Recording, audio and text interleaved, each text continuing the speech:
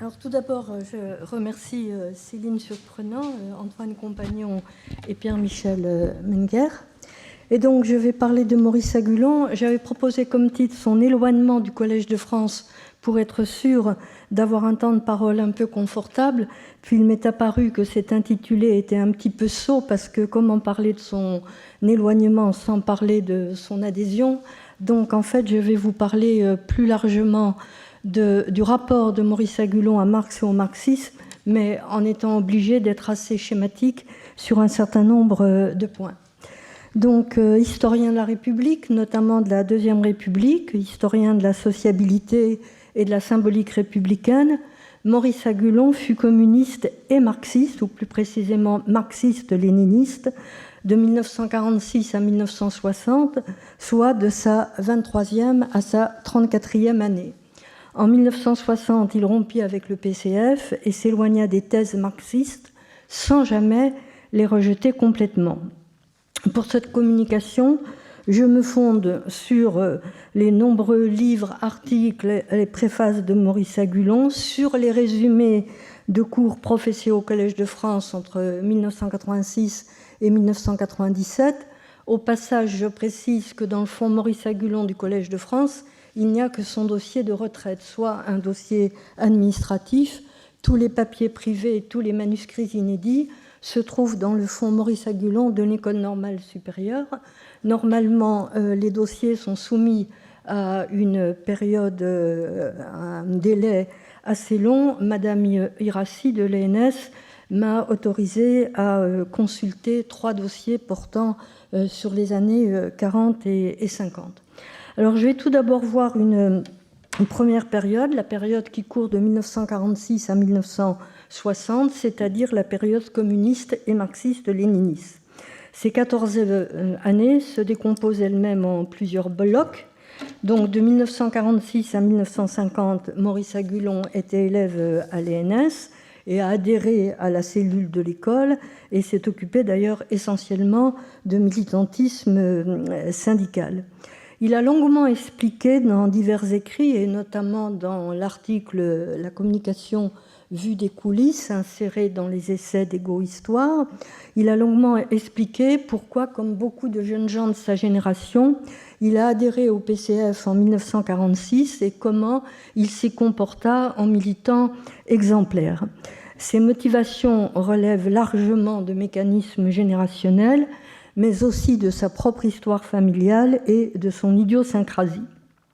Ce qu'il faut souligner, me semble-t-il, c'est la manière dont le lien s'opéra pour lui, entre communisme et marxisme. En 2005, dans Histoire et politique à gauche, Maurice Agulon écrivit « Étant communiste à l'époque, j'étais officiellement marxiste-léniniste.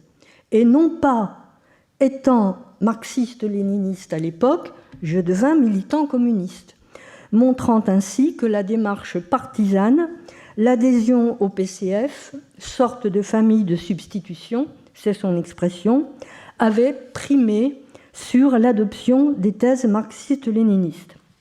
Durant cette période, il fut aussi membre du cercle des historiens communistes de la région parisienne. Agrégé en 1950, il est nommé à Toulon, puis à Marseille, et c'est dans la cité phocéenne qu'à partir de 1952, plus précisément, il militera sans jamais perdre de vue le contact avec ses camarades parisiens. Alors on peut se demander que connaissait exactement Maurice Agulon en matière de communisme, de marxisme et d'histoire du communisme lorsqu'il a adhéré en 1946. Il avait peut-être entendu parler du communisme et du marxisme par ses professeurs d'Hippocagne et Cagne. Je n'en ai pas la certitude, c'est plausible. Joseph Ours et encore plus par Jean Lacroix. Je sais par sa bibliothèque, dont une grande partie a été versée à l'université d'Avignon, qu'il y avait dans des ouvrages marxistes et communistes édités en 1946 ou avant cette date, mais j'ignore à quel moment il en a fait l'acquisition. S'y ajoutèrent ensuite des livres édités entre 1946 et 1960. Donc de 46 à 60, je trouve un ensemble de 39 ouvrages consacrés au marxisme et au marxisme-léninisme, l'Union soviétique, le PCF, etc. À l'intérieur, une dizaine de livres de Marx et Engels, tous dans une traduction française, 7 de Lénine et de Staline, 8 sur le marxisme, le reste sur l'URSS et 7 sur le PCF, soit au total 25 livres portant sur le marxisme stricto sensu. Cette bibliothèque ne semble pas être celle d'un marxologue éminent, et elle ne le devint jamais. Maurice Agulon n'était ni philosophe ni économiste, et c'est essentiellement en tant qu'historien qu'il a lu Marx, et les ouvrages qu'il cite le plus fréquemment sont Les luttes de classe en France et le 18 Brumaire de Louis Bonaparte. J'ajoute que j'ai contacté les bibliothécaires d'Avignon pour savoir si dans les livres qui se trouvent dans leur rayon, on trouve des annotations, des traces de lecture répétée de tel ou tel traité. Malheureusement, je n'ai reçu aucune réponse. Alors, dans ces années 1946-1960, il faut tout d'abord isoler des articles militants qui ne correspondent que très partiellement à des recherches historiques spécialisées. Maurice Agulon déposa le sujet de sa thèse en 1954, mais il ne la soutint qu'en 1969. Elle fut publiée, comme vous savez, en 3 volumes en 1970. Cette thèse n'appartient pas vraiment donc à la première période que j'étudie pour le moment, pas plus que la thèse de 3e cycle soutenue en 1966. C'est ce qui est devenu Pénitent et franc-maçon, etc.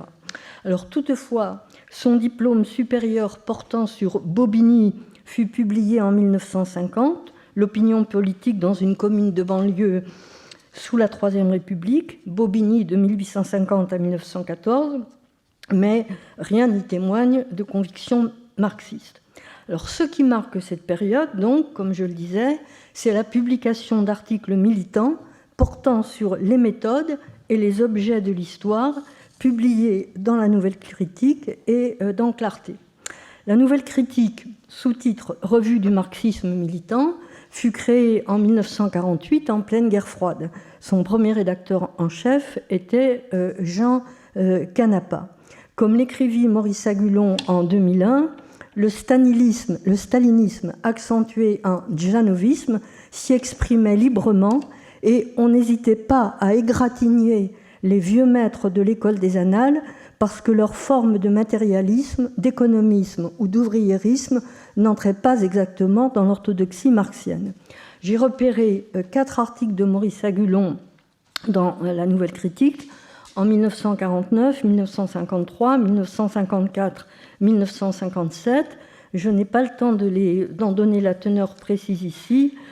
Disons qu'il met toujours en lumière l'importance de Marx pour une conception sérieuse de l'histoire grâce au matérialisme historique et au matérialisme dialectique, et qu'il vante assez abondamment les louanges de l'historiographie soviétique. Je vais m'attarder un peu plus longtemps sur un article paru dans Clarté le 2 février 1850, Clarté étant une revue éditée par les étudiants communistes, c'est ce qui est indiqué sous le titre. Alors on va dire que Maurice Agulon s'est fait les crocs sur la Méditerranée et le monde méditerranéen à l'époque de Philippe II de Fernand Braudel, qui avait été publié en 1949. Il trouve certes quelques mérites au livre, mais les reproches tombent drus malgré tout.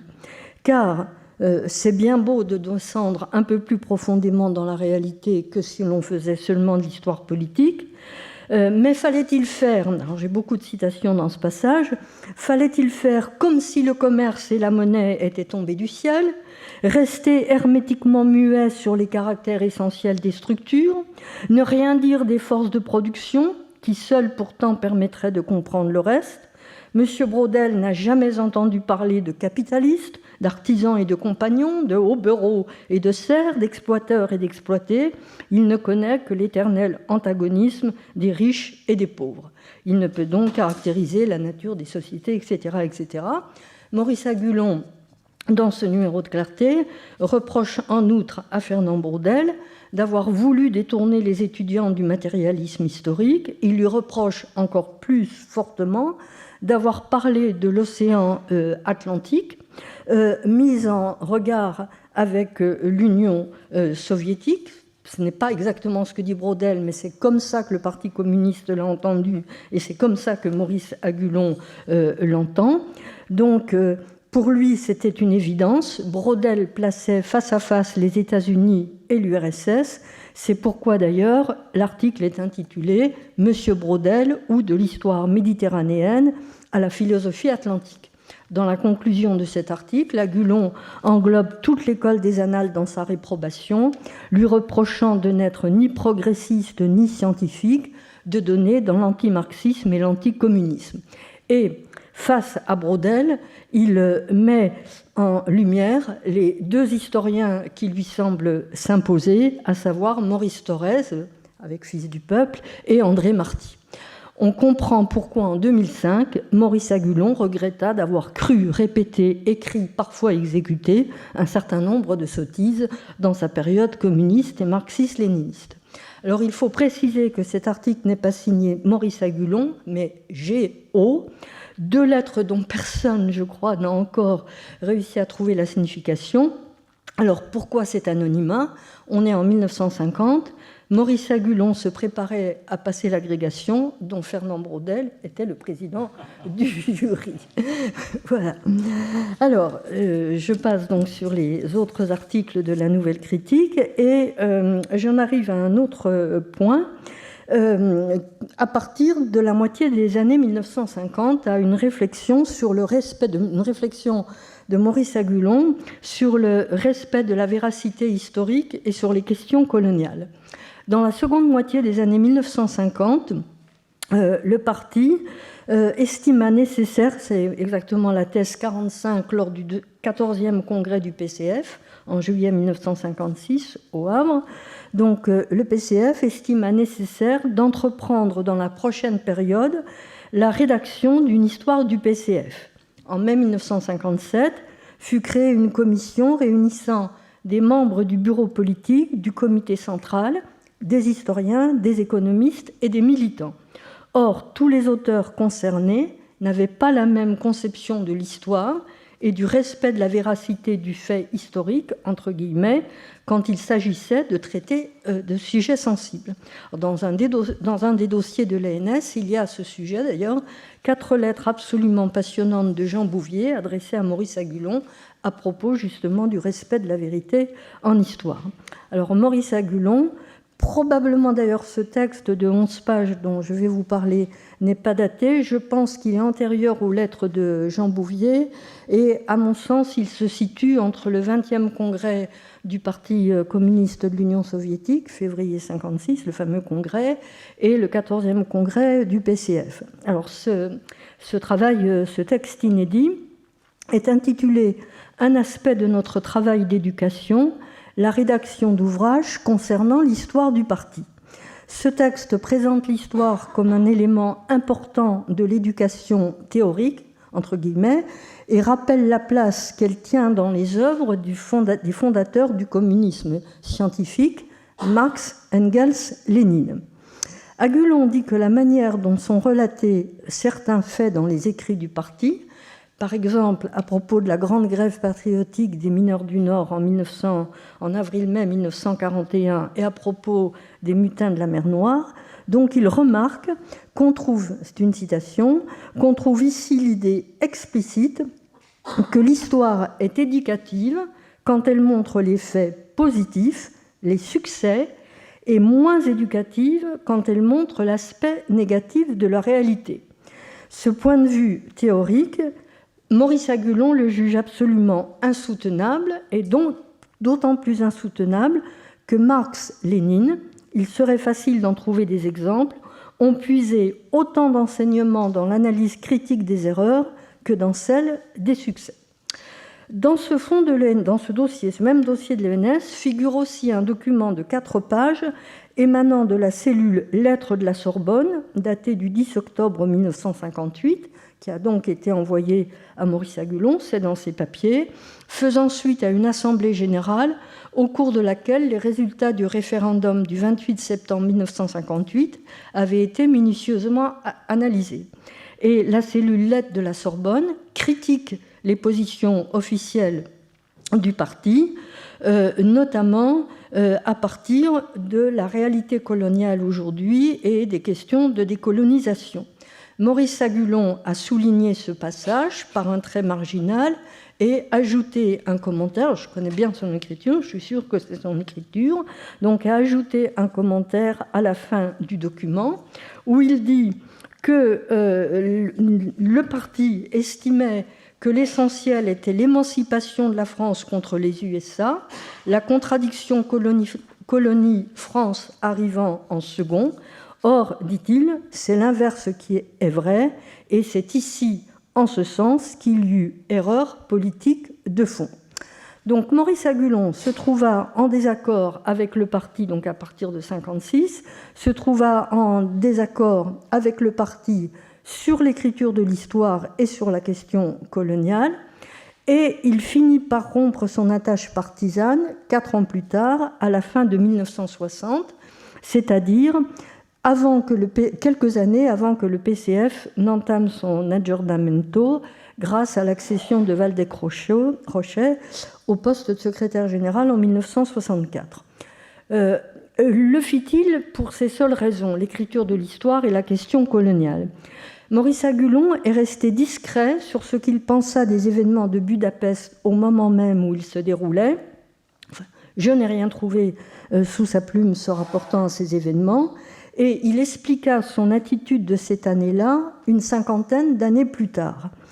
En 1956, dit-il dans Histoire et politique à gauche, donc en 2005, la France connut une explosion de violence antisoviétique et anticommuniste qui fit craindre à la base communiste, pour laquelle le drame de Budapest apparaissait lointain et compliqué, une sorte de pogrom ou une répression de type fasciste.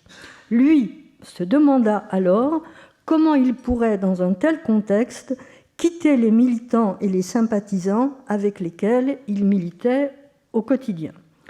Concrétisé tardivement, en fait bien avant Vernon, comme on vient de l'entendre, concrétisé tardivement, sa rupture avec le PCF fut sans doute intellectuellement, politiquement et psychologiquement complexe.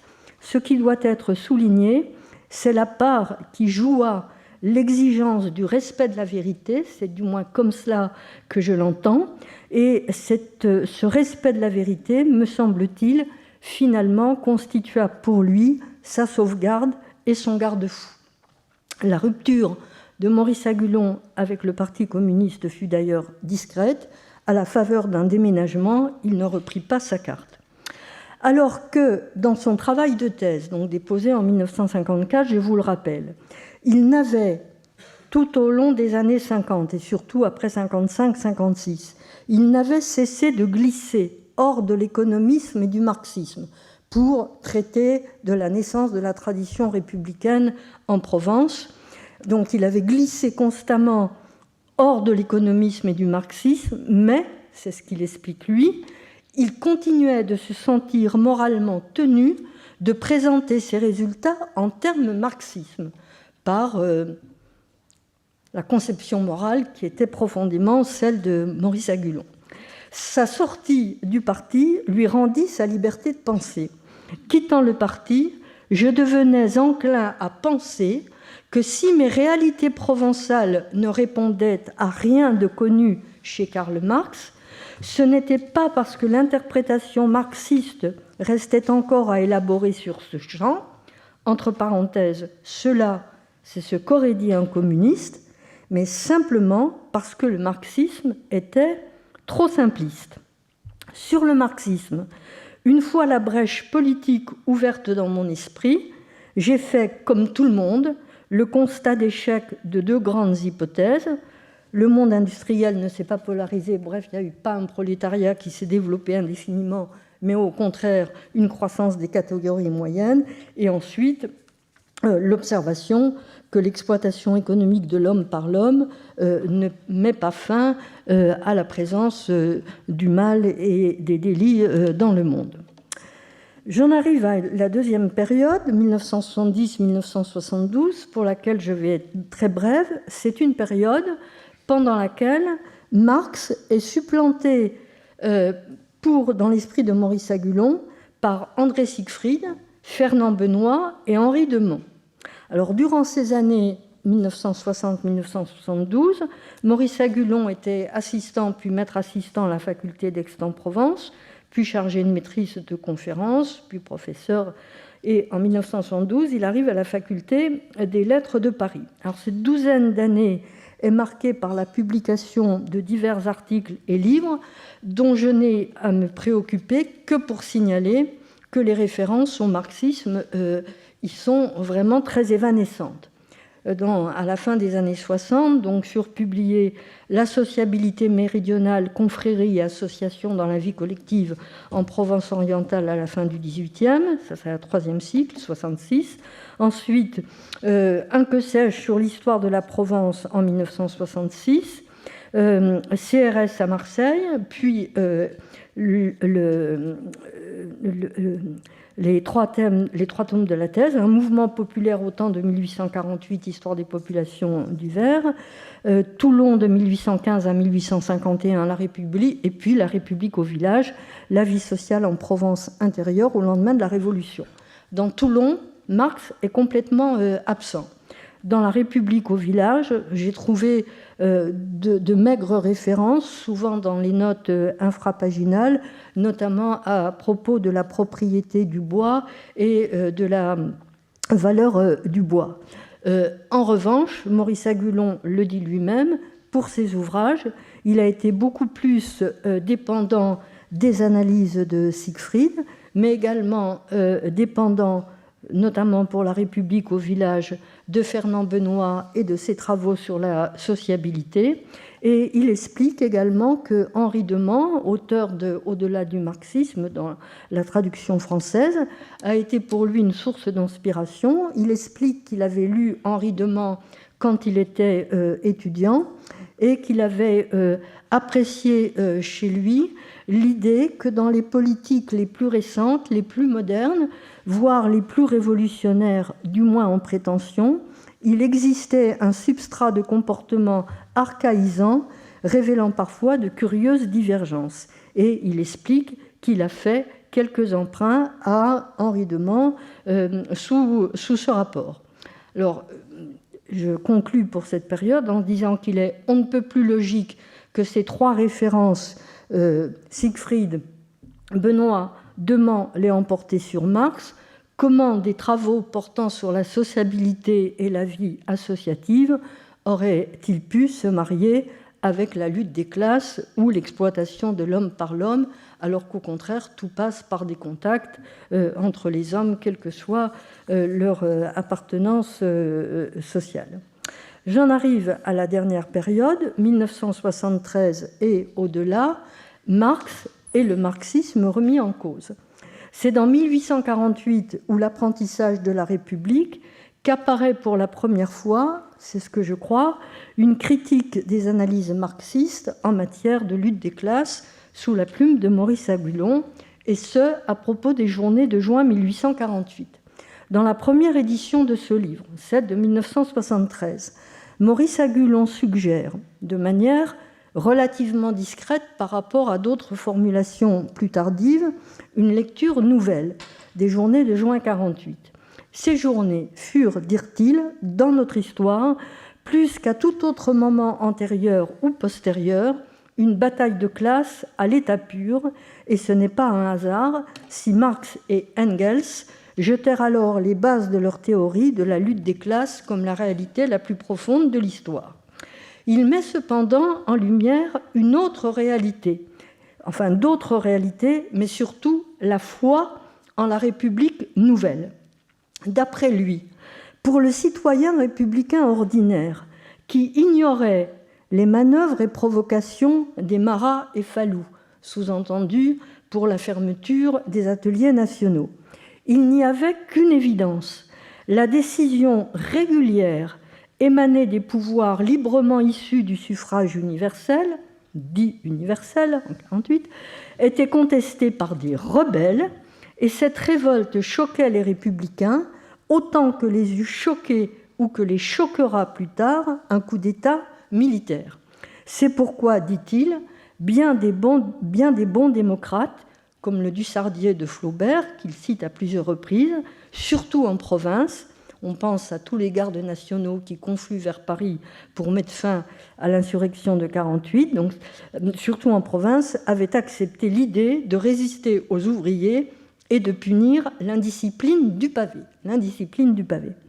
Son ton se fit plus résolu l'année suivante dans les 48 arts de la collection Archives.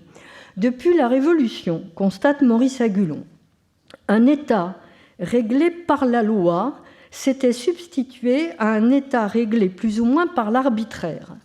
La souveraineté d'un roi, puis d'une oligarchie censitaire, s'était effacée devant la souveraineté émanée du peuple, consacrée par le suffrage universel, toujours dit universel.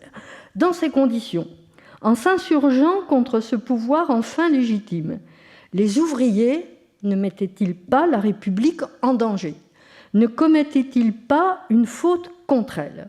D'après Maurice Agulon, si l'immense majorité de la nation défendit l'Assemblée nationale contre les ouvriers parisiens, ce ne fut pas seulement par un réflexe de défense de la propriété menacée, il eut bien aussi la conviction sincère que l'Assemblée était le droit républicain, un droit enfin digne de ce nom, et que les ouvriers avaient tort.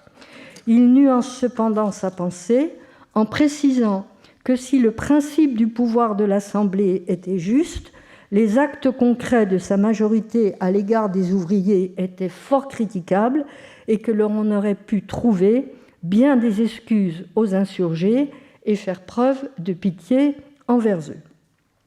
Parallèlement à cette réflexion sur les journées de juin, Maurice Agulon s'interroge sur les mots, les expressions, enfin sur certains mots et certaines expressions de Marx. Maurice Agulon était très attentif au vocabulaire, à la naissance des mots, à leur évolution, à leur disparition, etc. Donc il s'interroge, qu'est-ce que la lutte des classes ? Que sont le lumpenprolétariat et la bourgeoisie ?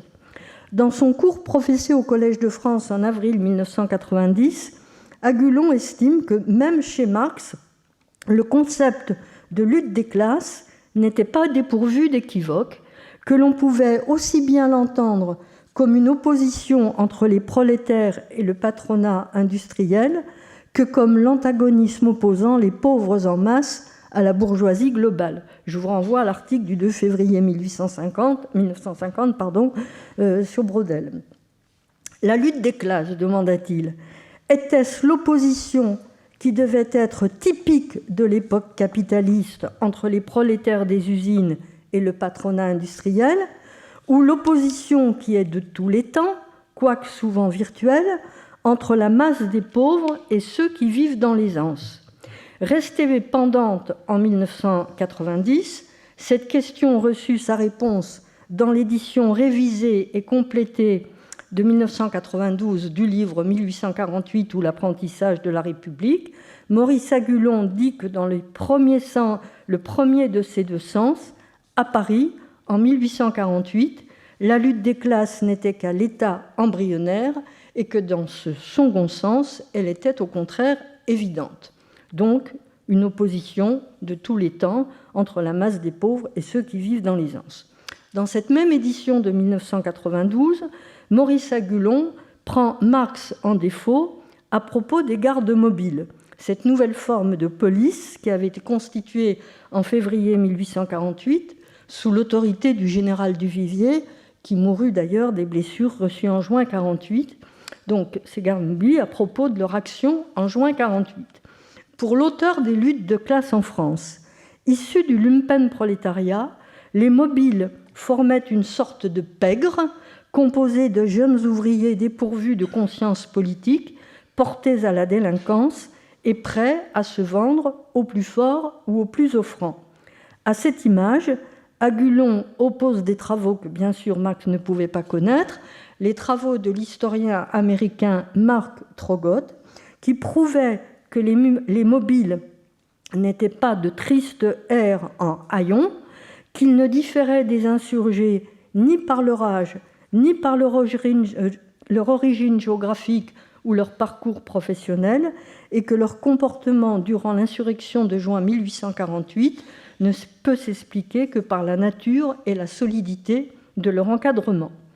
Tout aussi fallacieux paraissait à Maurice Agulon l'emploi des mots bourgeois et bourgeoisie. Chez Marx. En 1993, dans son cours au Collège de France, il attira l'attention de ses auditeurs sur la polysémie de ces termes distincts sous la plume de Guizot, qu'il utilisait avec le seul sens qui parut à peu près acceptable à Maurice Agulon, et sous celle de Marx, qui lui avait donné la signification restrictive d'entrepreneur et de loup-cervier. Pour Agulon, Marx se trompait, car le sens de bourgeois demeurait au cœur du XIXe siècle, celui d'un homme non créateur économiquement, mais rentier, jouisseur de biens acquis, péjorativement propriétaire au sens prud'homesque du mot, ou plus aimablement voué aux professions libérales et intellectuelles. Mais l'affaire allait bien au-delà du sens des mots, et Maurice Agulon souleva contre le schéma matérialisme de Marx une objection majeure. Tout au long du siècle, la bourgeoisie dominante s'est divisée contre elle-même avec une âpreté apparemment préjudiciable à ses propres intérêts.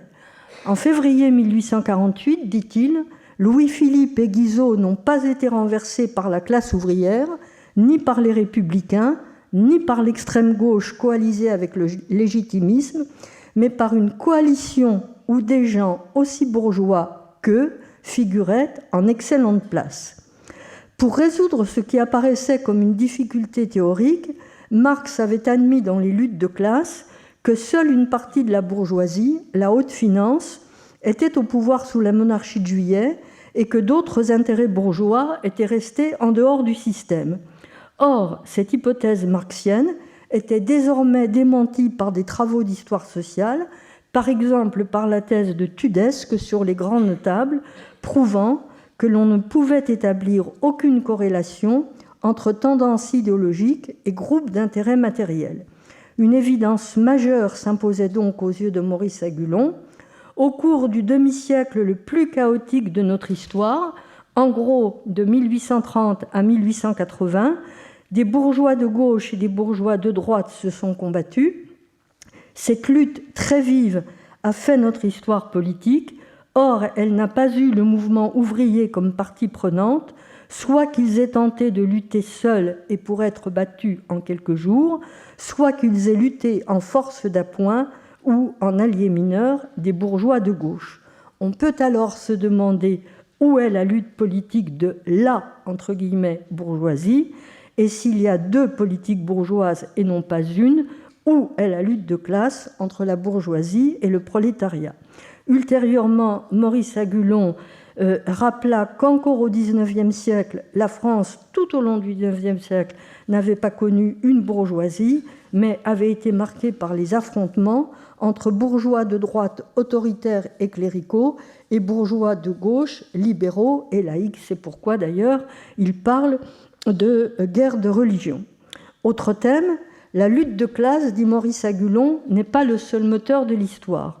En 1992, dans l'édition complétée et révisée de 1848, Maurice Agulon reprend de manière plus affirmée qu'en 1973 et 1974 la thèse du droit de la République à se défendre.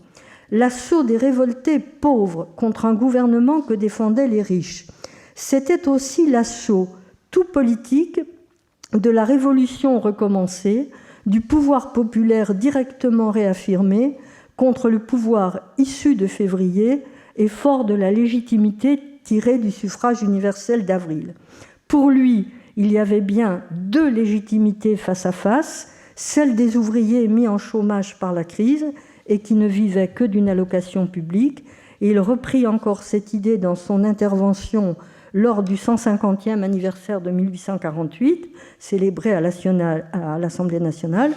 Pour les républicains de 1848, la République fondée sur le droit, la souveraineté du peuple et sur la liberté avait érigé le suffrage populaire en source unique de la nouvelle légitimité, mais consacrer ainsi le suffrage universel, cette fois-ci avec guillemets, n'était-ce pas ipso facto délégitimer la violence? Et dès lors que de nouveaux rebelles se dressaient contre une décision légalement prise par l'Assemblée, légalement issue du vote libre du peuple, ne constituerait-il pas une forme de régression du droit et un retour à la violence qu'on voulait révolue? Alors, Maurice Agulon a souvent développé cette thématique, et dans un entretien avec le journaliste Marc Riglet, dont je n'ai pas retrouvé la date, on peut l'écouter sur YouTube, je n'ai pas retrouvé la date de l'enregistrement, il dit ceci à Marc Riglet. La vérité en politique et peut-être en morale, c'est cette constatation épouvantablement triste que toutes les valeurs réputées bonnes ne sont pas forcément conciliables et qu'il y a des moments de crise où on fait un choix qui est toujours par quelque côté un mauvais choix, mais que les jugements passionnément catégoriques et simplificateurs ne sont pas les bons jugements historiques. Bon, je suis obligée de passer là parce que je vois que... Alors, ainsi, je conclus un peu rapidement. Ainsi, Maurice Agulon s'éloigna de Marx et du marxisme au fil des années et des décennies. Il le confia en 1990 dans Les chocs d'une vie d'historien, dans un livre intitulé La bibliothèque imaginaire du Collège de France. Donc, il le confia en 1990 à propos de Lucien Febvre, dont les combats pour l'histoire l'avaient séduit, dit-il, à cette date, par deux traits peu académiques relevés chez le cofondateur de l'École des Annales. Une certaine truculence à la Rabelais et une apprêtée polémique façon Karl Marx. Mais il ajoute que cette séduction s'effaça avec l'âge.